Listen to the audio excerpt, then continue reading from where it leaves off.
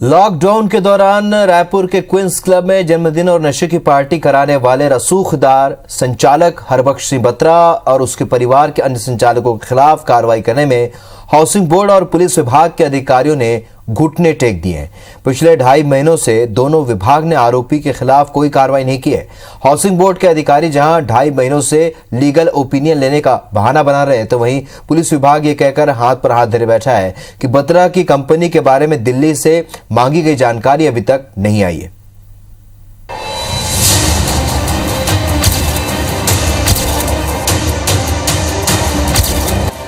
रसूख और रौब के मायने क्या होते हैं, ये आप रायपुर के क्वींस क्लब की करतूतों से समझ सकते हैं।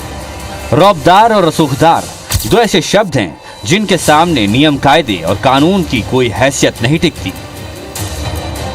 जब देश महामारी से लड़ रहा था और घरों में कैद था, तब रायपुर के क्वींस क्लब में जन्मदिन की पार्टियां चल रही थी, शराब बह रही थी और गोलियां चल रही थी। खैर, इन करतूतों में रसूख के पहुंच की कहानी क्या है, ये IBC 24 आपको बता चुका है। लेकिन क्लब के रसूखदार संचालकों पर कोई कार्रवाई नहीं होना रसूख की उससे भी बड़ी मिसाल बन रही है।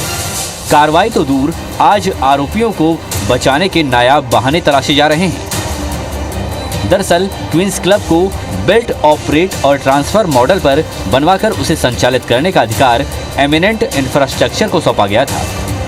हरबख्श सिंह बत्रा और उसके परिवार के 4 सदस्य इस कंपनी के डायरेक्टर हैं। लॉकडाउन के दौरान क्वींस क्लब के खुलने, वहां पार्टी होने या गोलीकांड जैसी गैर कानूनी गतिविधियां कॉन्ट्रैक्ट नियमों का खुला उल्लंघन था, जिसके लिए कॉन्ट्रैक्ट को रद्द करना चाहिए था, जो नहीं हुआ। वैसे तो हाउसिंग बोर्ड को एमिनेंट इंफ्रास्ट्रक्चर के खिलाफ FIR भी दर्ज करनी थी, क्योंकि हाउसिंग बोर्ड की संपत्ति क्वींस क्लब को बिना किसी जानकारी के ही 9 करोड़ 11 लाख हाउसिंग बोर्ड के पास भी है। फिर भी हाउसिंग बोर्ड के हाईली क्वालिफाइड अधिकारी समझ नहीं पा रहे हैं कि आरोपी संचालकों पर कार्रवाई किस बात के उल्लंघन के लिए की जाए और क्या की जाए।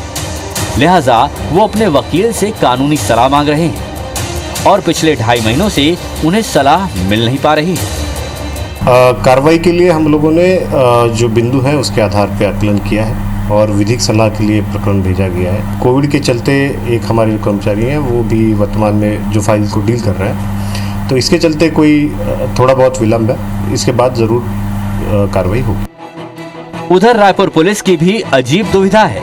लॉकडाउन में क्लब खुला, वहां पार्टी कराई गई, तो कायदे से क्लब के असल संचालक पर भी कार्रवाई होनी थी, लेकिन पुलिस ने पार्टी में आए लोगों की गिरफ्तारी कर अपनी कार्रवाई पूरी मान ली।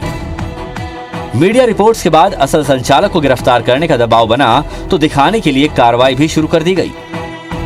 और एमिनेंट इंफ्रास्ट्रक्चर में कौन कौन डायरेक्टर है, इस बात की जानकारी मांगने के लिए पहले बिलासपुर और फिर दिल्ली के मिनिस्ट्री ऑफ कॉमर्स विभाग को पत्र लिखा गया। अब 2.5 महीनों से उसे दिल्ली से जवाब आने का इंतजार है।